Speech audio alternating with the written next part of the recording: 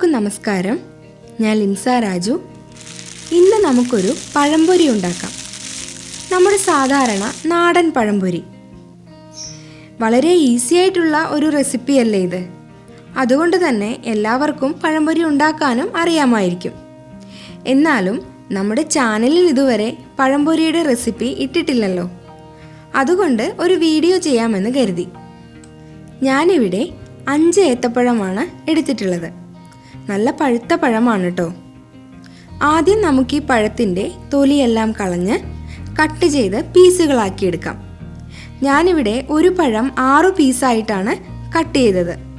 നിങ്ങൾക്ക് വലിയ പീസാക്കണമെങ്കിൽ 2 ആക്കി കട്ട് ചെയ്യാം, 4 ആക്കി കട്ട് ചെയ്യാം. അതൊക്കെ ഓരോരുത്തരുടെയും ഇഷ്ടം പോലെ ചെയ്യാം കേട്ടോ.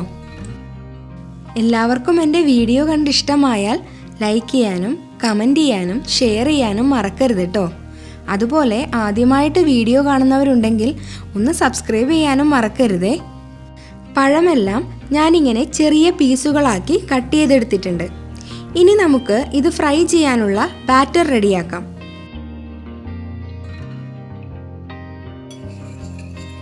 ബാറ്റർ ഉണ്ടാക്കുന്നതിന് വേണ്ടി ഞാനിവിടെ 2 കപ്പ് മൈദ എടുത്തിട്ടുണ്ട്. അതിലേക്ക് ഒരു കളർ കിട്ടുന്നതിന് വേണ്ടി 1/4 ടീസ്പൂൺ മഞ്ഞൾപ്പൊടി ചേർത്ത് കൊടുക്കാം.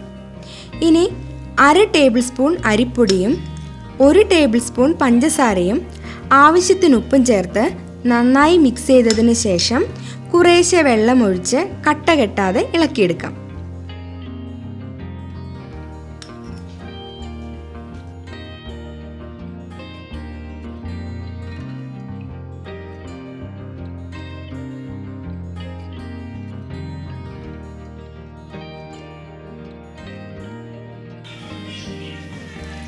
ഇതുപോലെ ഒരു വിസ്കോ അല്ലെങ്കിൽ ഹാൻഡ് മിക്സറോ ഉപയോഗിച്ച് നന്നായി ബീറ്റ് ചെയ്തെടുക്കാം.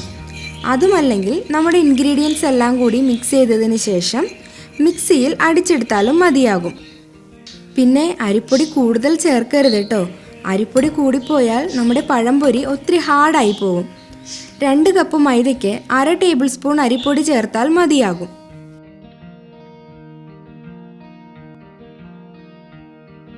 ഇതുപോലെ കുറച്ച് തിക്കായിട്ടുള്ള ബാറ്ററാണ് നമുക്ക് വേണ്ടത്. അപ്പോൾ ഇനി നമുക്ക് പഴംപൊരി ഉണ്ടാക്കാൻ തുടങ്ങാം.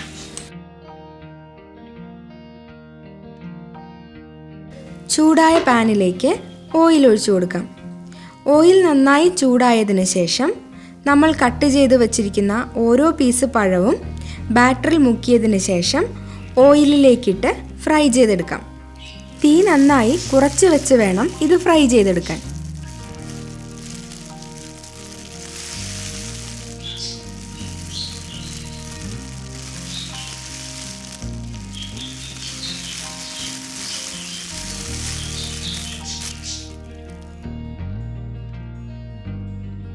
ഇപ്പോൾ നമ്മുടെ പഴംപൊരി ഇവിടെ റെഡി ആയിട്ടുണ്ട്. അപ്പോൾ എല്ലാവരും ട്രൈ ചെയ്ത് നോക്കണം. ഇഷ്ടമായാൽ അഭിപ്രായങ്ങൾ പറയണം. Thank you.